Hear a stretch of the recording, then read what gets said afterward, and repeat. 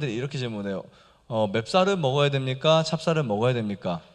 이거 궁금해하는 분들이 참 많아요. 왜냐하면 실제로 건강식이라고 해서 쌀을 먹을 때 맵쌀을 먹어야 될까? 찹쌀을 먹어야 될까? 어떤 게 더 중요해? 라고 생각하시는 분들이 있어요. 그죠? 어떤 분들은 찹쌀이 좋다, 어떤 분들은 맵쌀이 좋다. 그래서 혼동돼 있어서 어떤 분들은 찹쌀만 드시는 분들이 있어요. 어떤 분들은 맵쌀만 드시는 분들이 찹쌀을 먹으면 해롭다고. 자, 근데 오늘 정확히 제가 짚어드리겠습니다. 맵쌀을 먹어야 될까? 찹쌀을 먹어야 될까? 아니면 둘 다 먹어야 될까? 네. 자, 우선 여기 보시면 찹쌀과 맵쌀의 차이가 있습니다. 보통 이제 찰기에서 나요. 찰기.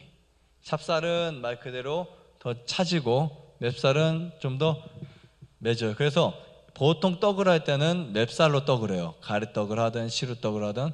그런데 떡만 찹쌀로 해요. 찹쌀로 가래떡을 하면요, 이거 다 늘러붙어가지고 안 돼요. 네, 찹쌀하면. 보통 이제 아밀로스와 아밀로펙틴의 차이점인데요. 이게 두 개 다 굉장히 좋은 성분들입니다. 그런데 찹쌀은 아밀로스가 거의 없고요, 아밀로펙틴 성분이 대부분이에요. 지금 이 맵쌀 같은 경우는 아밀로스가 20%, 그 다음에 아밀로펙틴이 80%. 그래서 이 두 가지 쌀을 비교했을 때 약간 소화의 어떤 부분 영역은 좀 다를 수 있어요. 저에게 어떤 쌀을 먹는 걸 추천하냐라고 말씀드린다면 전 맵쌀을 추천드려요.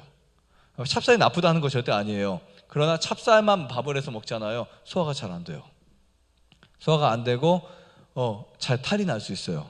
그래서 맵쌀은 훨씬 더 씹기 좋아요. 사실 성분은 거의 비슷합니다. 현미에서 찹쌀이나 맵쌀의 성분은 비슷한데 씹을 때 효과는 맵쌀이 훨씬 좋아요. 찹쌀은 이게 잘 안 씹혀요. 타액이 많이 나오는 것을 맵쌀보다는 적습니다. 그래서 저는 건강하게 먹기 위해서는 바로 맵쌀을 드셔라 이렇게 말씀드리고 있고요. 찹쌀도 단 씹을 수만 있으면 좋은데 찹쌀을 가지고 오래 씹기가 사실은 쉽지 않아요. 그래서 밥을 찹쌀로만 드시면 좋지 않다라고 말씀드리고 싶어요. 위장이 좋을 것 같지만 더 버릴 수 있어요.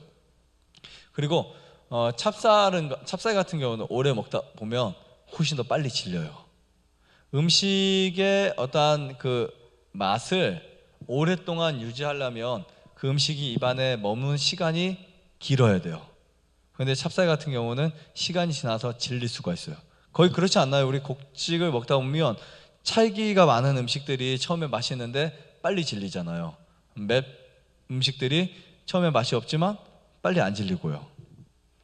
그래서 저는 이 식사의 비율에서 일반적으로 현미 8, 찹쌀 2 정도, 7대 3 상관없습니다. 5대 5도 상관이 없어요. 하지만 어느 정도 시간이 지나서 한 이 정도가 가장 적합하지 않을까. 그러면 약간 밥이 그래도 좀 붙어는 있어야 되니까, 그죠? 네.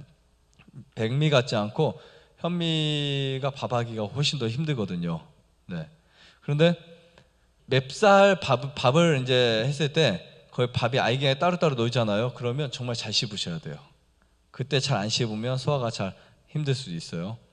그래서 같이 이렇게 섞어 드시는 거 대신에 찹쌀도 반드시 현미를 드셔야 돼요. 그리고 처음에 현미를 드시는 분들에게 저는 찹쌀 비중을 조금 더 두라고 말씀드려요. 디톡스를 하신 분들은 상관없습니다. 뭐가 맛없어요, 그죠? 다 맛있죠. 그래서 디톡스 하시는 분들은 전혀 문제가 되지 않지만 처음에 아이들이 있거나 아니면 이렇게 일반 식사를 하던 분들은 현미를 드실 때 맛있게 드시려면 약간 더 찰지고 수분을 좀 더 보충해 주는 게 좋다고 생각되고요.